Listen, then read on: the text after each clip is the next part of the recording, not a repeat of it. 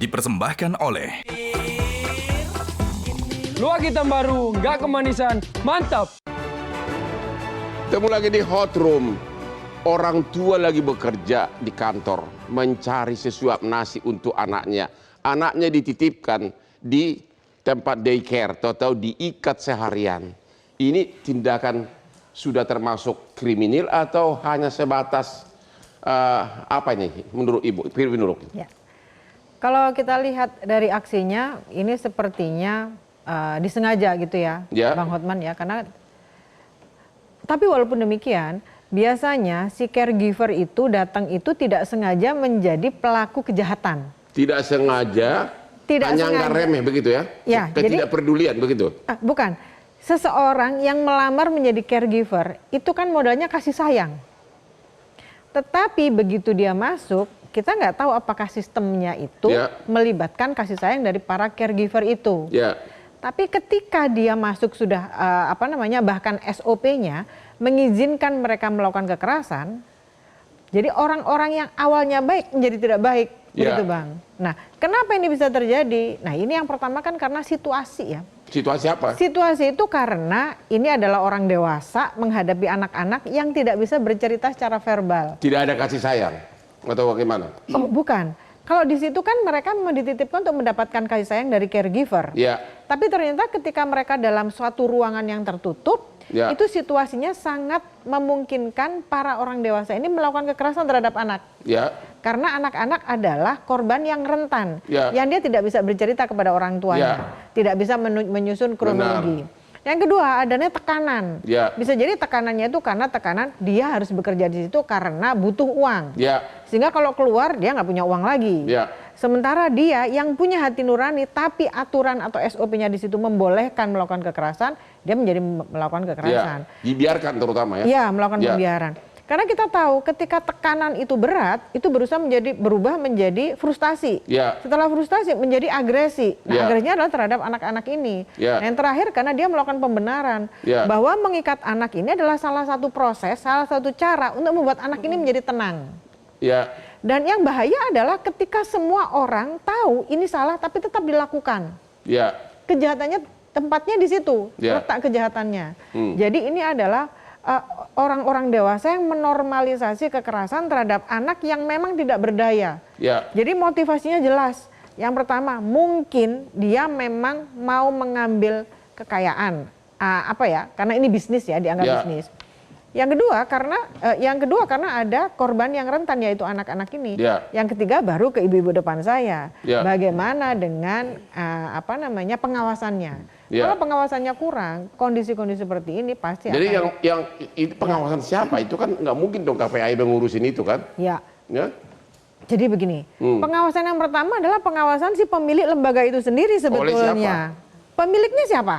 Oh, pemiliknya. Nah, jadi menurut Ibu pemiliknya juga harus dipenjara dong? Kalau dipenjara atau tidak itu sesuai dengan undang-undang yang berlaku. Tapi setidaknya pemilik itu kan bertanggung jawab terhadap kesejahteraan anak-anak ini. Harusnya dia tahu lah. Harusnya demikian. Di dalam, begitu. Seperti yang Bu Nia dan Bu Ai tadi sampaikan, mereka harus tahu nih apa yang harus dilakukan ketika dia mempunyai daycare itu. Yang kedua, level paling dekat RT RW atau masyarakat.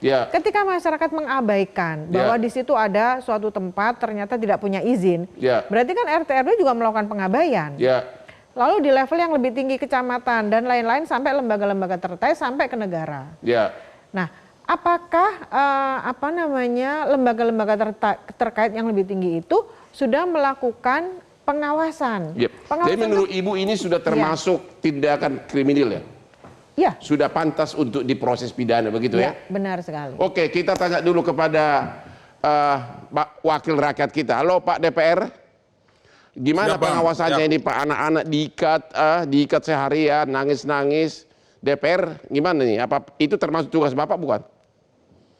Ya, pertama tentu kami tentu prihatin Bang, Komisi 10 yang membidangi pendidikan, melihat kejadian yang ada di Jogja ini sangat prihatin. Kemudian yang kedua, daycare ini Bang, ini kan belum memiliki payung hukum yang jelas, jadi masih abu-abu.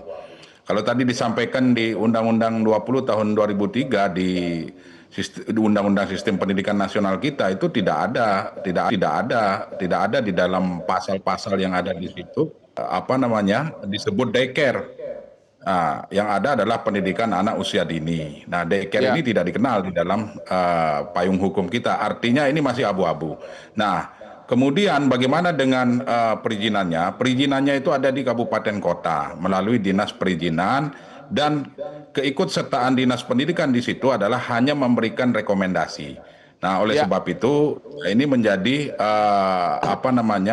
hikmahnya adalah tentu negara harus hadir ketika ini sudah marak, sudah banyak berdiri daycare di mana-mana, tetapi tidak memiliki payung hukum yang jelas, sehingga pengawasannya pun itu sangat tidak jelas juga siapa yang melakukan, apakah dinas pendidikan, apakah dinas perizinan yang ada di kabupaten kota masing-masing, ataukah kementerian. Kalau selama ini kementerian tidak ada wewenang untuk melakukan pengawasan sebenarnya, karena di dalam undang-undang Sisdiknas itu belum tercantum payung hukum yang jelas terkait dengan daycare ini. Nah, oleh sebab itu hari ini bahkan banyak yang tidak punya izin, Pak. Benar nggak tuh? Ya, itu yang informasi yang kami dapatkan juga betul, bahwa daycare ini banyak yang tidak berizin. Nah, atas kejadian di Jogja, di Depok, di Aceh, kami berinisiatif hari ini di Komisi 10 DPR RI untuk mempersiapkan regulasi dan memasukkan ke dalam pasal-pasal yang ada di Undang-Undang 20 tahun 2003 hasil revisi di Undang-Undang Sistem Pendidikan Nasional. Karena yang namanya pendidikan harus jelas standarnya, kemudian yang sebagai caregiver tadi yang disampaikan oleh beliau tadi, bahwa tidak harus ada standar yang sama antara daycare yang satu dengan daycare yang lain. Kemudian kalau disampaikan pengasuhnya harus S1 dan sebagainya, ya itu juga harus memiliki standar yang jelas. Intinya kami di Komisi 10 hari ini dengan kejadian di beberapa daerah ini tentu menginginkan bahwa negara harus hadir. Nah, kami di DPR mendorong itu, Bang. Apa benar di seluruh Indonesia ada 2.000 lebih daycare penitipan anak? Sudah ada datanya? Informasi yang masuk ke kami benar, tetapi 2.000 lebih itu ada yang belum memiliki izin. Ya. Nah, kesimpang siuran siapa yang mengeluarkan izin inilah yang disebabkan karena payung hukumnya tidak jelas, Bang. Masih abu-abu payung hukumnya ini. Ya. Seperti itu. Nah, tapi sehingga kan, kami di DPR dari segi Undang-Undang Perlindungan Anak sudah memenuhi unsur pidana. Apakah DPR, Komisi Bapak akan turun ke sana untuk memastikan Kapolresnya bertindak benar?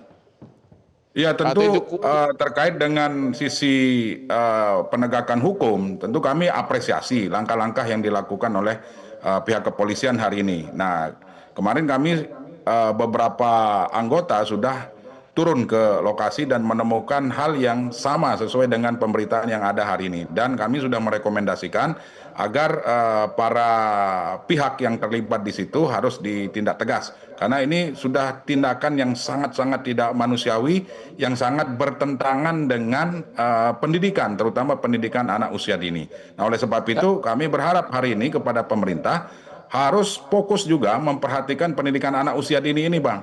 Ya, termasuk daycare ini kategorinya apa? Apakah pendidikan anak usia dini atau apa? Ini harus jelas. Nah, sehingga kami nanti di Undang-Undang 20 tahun 2003 hasil revisi akan memperjelas di situ posisi daycare ini seperti apa. Demikian, Bang. Kalau hanya sekedar aturan pengawasan tanpa sanksi yang tegas, mungkin tidak efektif. Seperti di Amerika, di Idaho, pemerkosaan berkurang setelah keluar di sana undang-undang siapa yang memerkosa hukuman mati. Apakah tetap di sini? Mungkin DPR turun kali biar ditahan dulu itu 13 orangnya di tersangka sekarang. Biar menjadi contoh ya, bagi tentu harapan kami seperti itu. Kami sudah sampaikan juga kepada teman-teman di Komisi 3 yang membidangi hukum untuk terus mengawal persoalan ini sehingga tidak memunculkan trauma bagi para korban, bagi para orang tua korban hari ini yang memang sangat-sangat dirugikan ketika mereka menitipkan anak supaya merasa aman, nyaman bagi putra-putri mereka ketika mereka meninggalkan untuk bekerja dan sebagainya. Tetapi justru yang didapat adalah perlakuan yang sungguh sangat tidak manusiawi. DPR tetap komit, teman-teman di Komisi 3 mungkin tetap DPR di sini hanya mulai ikutan kalau sudah viral, bentar lagi lupa kali Pak ya. Oh enggak, Bang, kita hari ini terus mengawal dan kami di Komisi 10 di pembahasan revisi Undang-Undang 20 tahun 2003 itu akan memasukkan daycare ini skema daycare ini seperti apa, apakah sama dengan pendidikan anak usia dini, kemudian pengawasannya seperti apa, perizinannya seperti apa, kami akan masukkan di situ. Terima kasih, itu termasuk salah satu tugas sosial yang saya lakukan di tim Hotman and One. Sudah ribuan, tapi harus yang benar-benar sadis seperti ini. Besok akan datang dari Pati beberapa korban asusila dari kiai yang di sana. Ketemu lagi di Hot Room.